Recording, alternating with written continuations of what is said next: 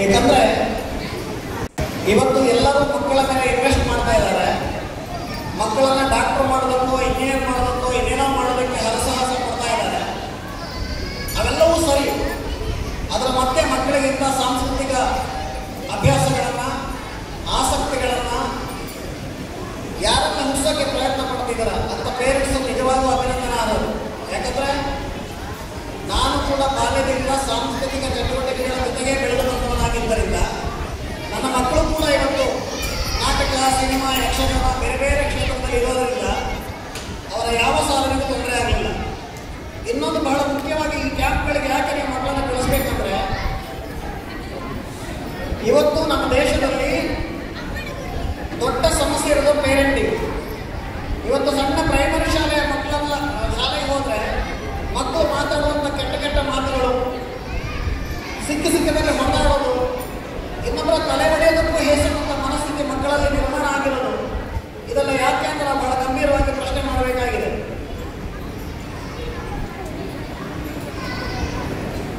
ನಾವೆಲ್ಲ ಸಣ್ಣವರಿದ್ದಾಗ ಗುರು ಹಿರಿಯರಿಗೆ ಗೌರವ ಕೊಡ್ತಾ ಇದ್ದೆವು, ದೊಡ್ಡವರ ಕಾಲು ಮುಟ್ಟಿ ನಮಸ್ಕಾರ ಮಾಡ್ತಿದ್ದೆವು. ಇವತ್ತು ನಿಮ್ಮ ಮಕ್ಕಳು ಅದನ್ನು ಮಾಡ್ತಾ ಇದ್ದಾರಾ? ನಾವೆಲ್ಲ ಸಣ್ಣವರಿದ್ದಾಗ ನಾವು ನೆರೆಮನೆಯ ಮಕ್ಕಳ ಜೊತೆಗೆ ಜಾತಿ, ಧರ್ಮ, ಅಂತಸ್ತು ಯಾವುದನ್ನು ನೋಡೋದ್ರ ಜೊತೆಗೆ ಬೆರೀತಿದ್ದೆವು, ಜೊತೆಗೆ ಆಟ ಆಡ್ತಾ ಇದ್ದೆವು. ನಿಮ್ಮ ಮಕ್ಕಳು ಅದನ್ನು ಮಾಡ್ತಾ ಇದ್ದಾರಾ? ನಾವೆಲ್ಲ ಸಣ್ಣವರಿದ್ದಾಗ ಅವ್ರು ವೆಜಿಟೇರಿಯನ್, ನಾನ್ ವೆಜಿಟೇರಿಯನ್, ಅವನು ಯಾವ ದೇಶದವನು, ಯಾವ ಭಾಷೆಯವನು ಯಾವುದನ್ನು ಪರಿಗಣಿಸದೆ ಒಂದಾಗಿ ಜೊತೆಗೆ ತಿಂತಾ ಇದ್ದೆವು, ಜೊತೆಗೆ ಮನೆಗೆ ಕಲ್ಲೊಡೆದು ಒಟ್ಟಿಗೆ ಹಣ್ಣನ್ನು ಹಂಚಿಕೊಳ್ತಾ ಇದ್ದೆವು. ಶಾಲೆಗೆ ಹೋಗುವ ಅಕ್ಕಪಕ್ಕದಲ್ಲಿರುವಂಥ ಗಿಡಗಳ ಹಣ್ಣುಗಳನ್ನು ತಕ್ಕೊಂಡು ಎಲ್ಲರೂ ಹಣ್ಣು ತಿಂತಾ ಇದ್ದೆವು. ಈ ಥರದ ಒಂದು ಫೆಲೋಶಿಪ್ ಇವತ್ತಿನ ನಿಮ್ಮ ಮಕ್ಕಳಿಗೆ ಇದೆಯಾ ಇಲ್ವಾ? ಮೊದಲು ನಮಗೆ ಹಾಕಲಿಕ್ಕೆ ಬಟ್ಟೆ ಇಲ್ಲದಿದ್ರೂ ಕೂಡ ಇರೋ ಬಟ್ಟೆಯನ್ನು ಚೆನ್ನಾಗಿ ನೀಟಾಗಿ ಇಟ್ಕೊಂಡು, ಅವನು ಕೆಟ್ಟ ಬಟ್ಟೆ ಹಾಕಿದ್ದಾನೆ, ಅವನಿಗೆ ಗಲೀಜು ಬಟ್ಟೆ ಹಾಕಿದ್ದಾನೆ, ಅವನು ಹಳೆ ಬಟ್ಟೆ ಹಾಕಿದ್ದಾನೆ, ಅವನು ಹಬ್ಬ ಬಟ್ಟೆ ಹಾಕಿದ್ದಾನೆ, ಯಾವುದಕ್ಕೂ ಪರಿಗಣಿಸದೆ ಪ್ರೀತಿಸ್ತಾ ಇದ್ದೀವಲ್ಲ, ಅಂತ ಮನಸ್ಥಿತಿಯಲ್ಲಿ ನಿಮ್ಮ ಮಕ್ಕಳು ಇವತ್ತು ಪ್ರೀತಿಸ್ತಾ ಇದ್ದಾರಾ?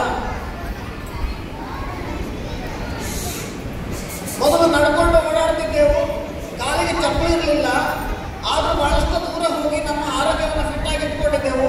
ಇವತ್ತು ನಿಮ್ಮ ಮಕ್ಕಳಿಗೆ ಆರೋಗ್ಯ ಫಿಟ್ ಆಗಿ ಇರಲಿಕ್ಕೆ ಬೇಕಾದಂಥ ವ್ಯವಸ್ಥೆಯನ್ನು ಕಲ್ಪಿಸಿಕೊಟ್ಟಿದ್ದೀರಾ? ಇಂಥ ಸಾವಿರ ಪ್ರಶ್ನೆಗಳನ್ನು ನಾವಿವತ್ತು ಕೇಳಬೇಕಾಗಿದೆ.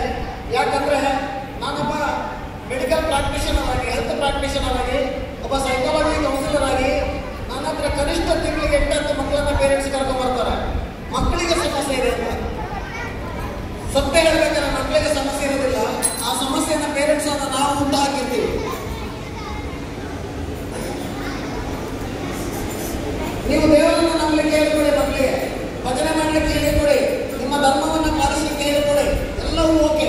ಆದರೆ ಮನುಷ್ಯ ಧರ್ಮವನ್ನು ಹೊರತುಪಡಿಸಿದ ಯಾವುದೇ ಧರ್ಮವನ್ನು ಹೇಳಿಕೊಟ್ಟಾದರೂ ಕೂಡ ಮನುಷ್ಯರನ್ನು ಪ್ರೀತಿಸುವುದನ್ನು ಮೊದಲು ಮಕ್ಕಳಿಗೆ ಹೇಳ್ಕೊಡಿ. ಅವಾಗ ನೀವು ಭಜನೆ ಹೇಳ್ಕೊಡಿ, ಆಮೇಲೆ ಕುರಾನ್ ಹೇಳ್ಕೊಡಿ, ಬೈಬಲ್ ಹೇಳ್ಕೊಡಿ, ಮಹಾಭಾರತ ಹೇಳ್ಕೊಡಿ, ಏನು ಹೇಳ್ಕೊಟ್ರು ಕೂಡ ಅದು ಉಪಯೋಗ ಬರುತ್ತೆ. ನಾವಿವತ್ತು ಶಾಲೆಯ ಪಾಠಗಳಲ್ಲಿ ಮಕ್ಕಳಿಗೆ ಬೋಧನೆ ಮಾಡುವಾಗ ಭ್ರಾತೃತ್ವದ ಬಗ್ಗೆ, ಸ್ನೇಹದ ಬಗ್ಗೆ, ಸಹಕಾರದ ಬಗ್ಗೆ ಬೇರೆ ಬೇರೆ ಪಾಠಗಳನ್ನು ಶಾಲೆಯಲ್ಲಿ ಮಾಡ್ತಾ ಇದ್ದೇವೆ ನಮ್ಮ ಟೀಚರ್ಸ್ ಕೂಡ. ಬಟ್ ಆ ಟೀಚರ್ಸ್ ಅದನ್ನು ಪಾಲಿಸ್ತಾ ಇದ್ದಾರಾ? ಇವತ್ತು ಇನ್ನೊಬ್ಬರಿಗೆ ನಾವು ಸುಳ್ಳು ಹೇಳಬಾರ್ದು ಅಂತ ಮಕ್ಕಳಿಗೆ ಹೇಳ್ಕೊಡ್ತಾನೆ, ನಾವು ಮೊಬೈಲಲ್ಲಿ ಇನ್ನೊಬ್ಬರಿಗೆ ಸುಳ್ಳು ಹೇಳ್ಕೊಡ್ತೇವಲ್ಲ, ಮಕ್ಕಳಿಗೆ ಇಂಡೈರೆಕ್ಟ್ ಆಗಿ ಏನನ್ನು ಹೇಳ್ಕೊಡ್ತಾ ಇದ್ದೇವೆ ನಾವು? ನಮ್ಮ ಧಾರ್ಮಿಕ ಆಚರಣೆಗಳನ್ನು, ಬೇರೆ ಬೇರೆ ಧರ್ಮದ ನಮ್ಮ ಧಾರ್ಮಿಕ ಆಚರಣೆಗಳನ್ನು ಬಲವಂತವಾಗಿಯೋ ಹೇಗೋ ಮಾಡಿ ನಾವು ಮಕ್ಕಳಿಗೆ ಕಲಿಸ್ತಾ ಇದ್ದಾರೆ ಇವತ್ತು. ಬಟ್ ಅದನ್ನು ಮಕ್ಕಳು ಮನಪೂರ್ವಕವಾಗಿ ಒಪ್ಪಿಕೊಳ್ಳುವಂಥ ಮಾನಸಿಕ ಪ್ರೌಢಿಮೆ ಮಕ್ಕಳಿಗೆ ಬಂದಿದೆ ಅಂತ ನಾವು ಯೋಚನೆ ಮಾಡ್ತಿದ್ದೇವೆ.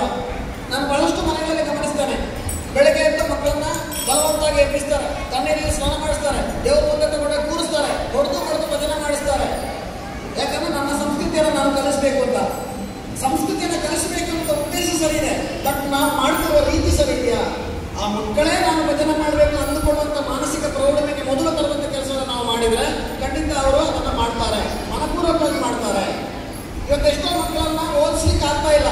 ನನ್ನ ಮಗ ಓದೋದಿಲ್ಲ, ನನ್ನ ಮಗ ಮೊಬೈಲ್ ಚಲಾಯಿಸೋದಿಲ್ಲ, ನನ್ನ ಮಗಳು ಯಾವತ್ತೂ ಮೊಬೈಲಲ್ಲಿ ಬಿದ್ದಿರ್ತಾರೆ, ಹಾಗೆ ಮಾಡ್ತಾರೆ, ಹೀಗೆ ಮಾಡ್ತಾರೆ, ನೆಗೆಟಿವ್ ಅನ್ನ ಸಾವಿರ ಕಮೆಂಟ್ಗಳು ನಮ್ಮ ನಾವು ಹೇಳ್ತೇವೆ. ಆದರೆ ಅದೇ ಮೊಬೈಲನ್ನು ಸರಿಯಾಗಿ ಬಳಕೆ ಮಾಡೋದು ನಾವು ಹೇಳಿಕೊಟ್ಟಿದ್ದೇವಾ? ನೀನು ಓದಿ ಮುಂದಾದ್ರೆ ನೀನು ಏನನ್ನಾದ್ರೂ ಸಾಧಿಸುವುದು, ನಿನ್ನ ಲೈಫಲ್ಲಿ ಸೆಟ್ಲ್ ಆಗಲಿಕ್ಕೆ ಆಗುತ್ತೆ ಅನ್ನೋ ಒಂದು ವಿಷಯವನ್ನು ನಾವು ನಮ್ಮ ಮಕ್ಕಳಿಗೆ ಕ್ರಿಯೇಟ್ ಮಾಡಿದ್ದೇವಾ? ಅಲ್ಲ, ನಾನು ಇಷ್ಟ ಇರೋದರಿಂದ ಭರವಸೆ ಅಂತ ಹೇಳಲಿಕ್ಕೆ ನನಗೆ ಹಕ್ಕಿದೆ. ನನ್ನ ಮಕ್ಕಳು ಸಣ್ಣ ವಯಸ್ಸಿಂದಲೇ ನಾಟಕ, ಸಿನಿಮಾ, ಬಹುಶಃ ಶಾಲೆಯಲ್ಲಿ ನನ್ನ ಮಕ್ಕಳು ರಜೆ ಹಾಕಿದಷ್ಟು ಯಾರು ರಜೆ ಹಾಕಲಿಲ್ಲ. ನನ್ನ ಮಕ್ಕಳು ತಿರುಗಾಡಿದಷ್ಟು ಯಾರು ತಿರುಗಾಡಲಿಲ್ಲ. ಅವರು ಬಾಲ್ಯದಿಂದಲೇ ತಿರುಗಾಡ್ತಾ ಇದ್ದಾರೆ. ನಾಟಕ, ಸಿನಿಮಾ, ಸಂಗೀತ, ಯಕ್ಷಗಾನ ಎಲ್ಲ ಕ್ಷೇತ್ರದಲ್ಲಿದ್ದಾರೆ. ಹಾಗಂತ ಎಲ್ಲರೂ ಕೂಡ ಟಾಪರ್ಸ್ ಆಗಿ ಬಂದಿದ್ದಾರೆ. ಎಲ್ಲ ಕ್ಲಾಸಲ್ಲೂ ಟಾಪರ್ಸ್ ಆಗಿ ಬಂದಿದ್ದಾರೆ. ಓದೋದನ್ನು ನಾವು ಹೇಳ್ಕೊಡ್ಲಿಲ್ಲ. ಹೋಮ್ವರ್ಕ್ ಮಾಡ್ತಿರೋದು ನಾವು ಯಾವತ್ತೂ ಕೇಳಿಲ್ಲ. ನೀವು ಶಾಲೆಗೆ ಹೋಗಿದ್ದೀಯ, ಪಾಠ ಕೇಳಿದ್ದೆ ನಾವು ಯಾವತ್ತೂ ಕೇಳಿಲ್ಲ. ಟೀಚರ್ಸ್ ಅವ್ರು ಹೋಮ್ವರ್ಕ್ ಮಾಡೋದಿಲ್ಲ ಅಂದರೆ ನಾನು ಕೇಳಿದ್ರೆ ಯಾಕೆ ಹೋಮ್ವರ್ಕ್ ಮಾಡಬೇಕು ಅಂತ. ಯಾಕೆ ಹೋಮ್ವರ್ಕ್ ಮಾಡಬೇಕು? ಯಾಕೆ ಕಾಪಿ ಬರೆಸಬೇಕು? ಮಗುನ ಹ್ಯಾಂಡ್ ರೈಟಿಂಗ್ ಸರಿ ಅಂದರೆ ಕಾಪಿ ಬರೆಸಬೇಕು. ಮಗುನ ಹ್ಯಾಂಡ್ ರೈಟಿಂಗ್ ತುಂಬ ಚೆನ್ನಾಗಿದೆ, ಯಾಕೆ ಕಾಪಿ ಅಂದರೆ ಇವತ್ತು ನನ್ನ ಮೊನ್ನೆ ವಾಟ್ಸಪ್ಪಲ್ಲಿ ಒಂದು ಚಿತ್ರ ನೋಡಿದೆ.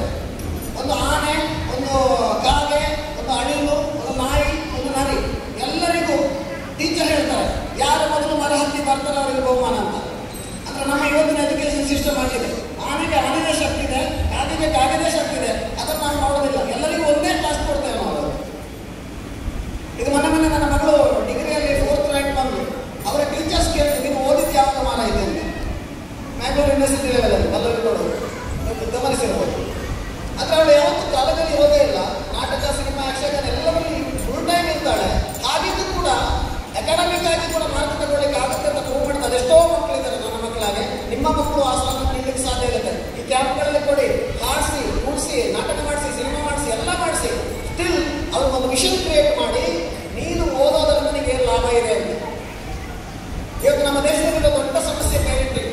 ನಾವು ಪೇರೆಂಟ್ಸ್ ಏನು ಅಂದ್ಕೊಂಡಿದ್ದೇವೆ ಅಂದರೆ ನಾವು ಕಲ್ತಿದ್ದರ ಮುಂದೆ ಬೇರೆಯವರು ಯಾವ ನಾಲೆಜ್ ಕೂಡ ದೊಡ್ಡ ಸಂಗತಿ ಅಲ್ಲ ಅಂತ. ನನ್ನ ಆಪಾದನೆ ತಿಳ್ಕೋಬೇಡಿ. ಒಂದು ಕಂಪ್ಯೂಟರ್ ನನಗೆ ತಗೊಂಡ್ರೆ, ಇದು ಕಂಪ್ಯೂಟರ್ ಸಂಸ್ಥೆ, ಕಂಪ್ಯೂಟರ್ಗೆ ಒಂದು ಪ್ರೋಗ್ರಾಮಿಂಗ್ ಮಾಡ್ತೇವಲ್ವ, ಯಾರಿಗೆ ಯಾವುದು ಅಕೌಂಟ್ ಸಾಫ್ಟ್ವೇರ್ ಅಕೌಂಟೆಂಟ್ ಯಾರಿದ್ದಾನೆ ಅವನಿಗೆ ಬೇಕಾಗದಾಗೆ ಪ್ರೋಗ್ರಾಮಿಂಗ್ ಮಾಡ್ಕೋತಾರೆ. ಹೌದಲ್ಲ? ಕಂಪ್ಯೂಟರ್ನ ಒಬ್ಬ ಡಿಸೈನರ್ ಅವನಿಗೆ ಬೇಕಾದಾಗ ಪ್ರೋಗ್ರಾಮಿಂಗ್ ಮಾಡ್ಕೋತಾನೆ. ಒಬ್ಬ ಆನ್ಲೈನ್ ಗೇಮರ್ ಇದ್ರೆ ಅವನಿಗೆ ಬೇಕಾದಾಗ ಪ್ರೋಗ್ರಾಮ್ ಮಾಡ್ಕೋತಾನೆ. ಹಾಗೇನೆ ನಾವು ಇವತ್ತು ನಮ್ಮ ಮಕ್ಕಳನ್ನ ಹೇಗೆ ಪ್ರೋಗ್ರಾಮ್ ಮಾಡ್ತಾ ಇದ್ದೇವೆ ಅಂದರೆ ನನಗೆ ಏನು ಗೊತ್ತಿದೆ ಹಾಗೆ ನನ್ನ ಮಕ್ಕಳನ್ನ ನಾನು ಪ್ರೋಗ್ರಾಮ್ ಮಾಡ್ತಾ ಇದ್ದೆ. ಆ ಮಗುವಿಗೆ ಹೇಗೆ ಗೊತ್ತಿದೆ ಅನ್ನೋದನ್ನ ನಾವು ಗಮನಿಸ್ತಾ ಇಲ್ಲ. ನನ್ನ ಅಪ್ಪ ನನಗೆ ಪ್ರೋಗ್ರಾಮಿಂಗ್ ಮಾಡುವಾಗ ಅವರು P4 ಅಲ್ಲಿ ಪ್ರೋಗ್ರಾಮಿಂಗ್ ಮಾಡಿದ್ರೆ 69 ಅಲ್ಲಿ. ಇವತ್ತು P4 ವರ್ಕ್ ಆಗೋದಿಲ್ಲ. ಇವತ್ತು ನಾವು ವಿಂಡೋಸು, ಮ್ಯಾಕ್, ಲಿನಕ್ಸ್ಗೆ ಬಂದಿದ್ದೇವೆ. ನಾನು ಅಪ್ಗ್ರೇಡ್ ಮಾಡ್ಕೋಬೇಕು. ನಿಮ್ಮ ಮಕ್ಕಳಿಗೆ ಅವರ ಪ್ರೋಗ್ರಾಮಿಂಗ್ ಅಪ್ಗ್ರೇಡ್ ಮಾಡ್ಕೊಳ್ಳಿಕ್ಕೆ ಹೇಳ್ಕೊಟ್ಟಿದ್ದೀರಾ? 10 ವರ್ಷದ ಹಿಂದೆ ಇದ್ದ ಮಗುವಿನ ಮನಸ್ಥಿತಿಗೂ ಇವತ್ತಿಗೂ ಬಹಳ ವ್ಯತ್ಯಾಸ ಇದೆ. ಹಾಗೆ ಒಟ್ಟಿನಲ್ಲಿ ಇಂಥ ಕ್ಯಾಂಪ್ಗಳು ಯಾಕೆ ಬೇಕಂದ್ರೆ ನಿಮ್ಮ ಶಾಲಾ ಶಿಕ್ಷಣಕ್ಕೆ ಹೊರತುಪಡಿಸಿದ ಜಗತ್ತಿನ ಅನೇಕ ಅವಕಾಶಗಳನ್ನು ಹೇಳಿಕೊಡುವಂಥ ಒಂದು ಅತ್ಯುತ್ತಮವಾದಂಥ ಅವಕಾಶಗಳಿದ್ರೆ ಅದು ಇಂಥ ಬೇಸಿಗೆ ಶಿಬಿರಗಳು. ಆ ಶಿಬಿರಗಳಿಗೆ ನಿಮ್ಮ ಮಕ್ಕಳನ್ನು ಕಳಿಸೋದ್ರ ಮೂಲಕ ನಿಮ್ಮ ಮಕ್ಕಳ ದೃಷ್ಟಿಕೋನವನ್ನು, ವಿಷಯವನ್ನು ಚೇಂಜ್ ಮಾಡಲಿಕ್ಕೆ ಸಾಧ್ಯ ಆಗುತ್ತೆ. ಆ ಮೂಲಕ ಒಂದು ಒಳ್ಳೆ ಪ್ರಜೆಯನ್ನು ಸೃಷ್ಟಿ ಮಾಡಿ. ದಯವಿಟ್ಟು ನಮ್ಮ ದೇಶದಲ್ಲಿ ಇವತ್ತು ಹುಟ್ಟುವ ಮಕ್ಕಳಲ್ಲಿ 20% ಕೈದಿಗಳು ಸೃಷ್ಟಿಯಾಗ್ತಿದ್ದಾರೆ. ಬಹಳ ದೊಡ್ಡ ಸಂಖ್ಯೆ ಇದು. ಇವತ್ತು ಹುಟ್ಟುವ ಮಕ್ಕಳಲ್ಲಿ